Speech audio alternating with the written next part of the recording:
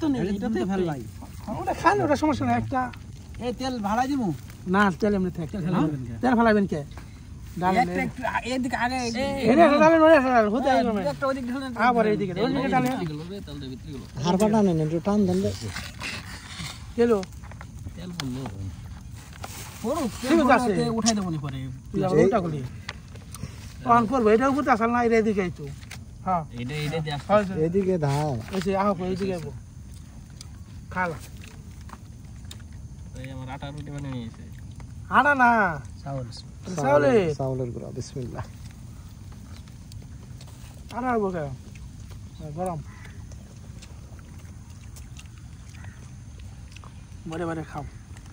হ্যাঁ আজকে আলু একদম ঠিক আছে না আমন কেমন